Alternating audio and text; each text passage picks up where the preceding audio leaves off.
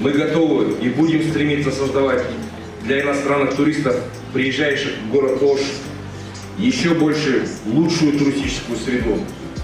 Мы приложим все усилия для усовершенствования уровня сервиса и туристической инфраструктуры города, начиная с аэропорта и отелях и местах общественного питания. Мы готовы и открыты для внедрения новых туристических технологий. Мы готовы стать провайдером туристических услуг на Великом Шелковом пути.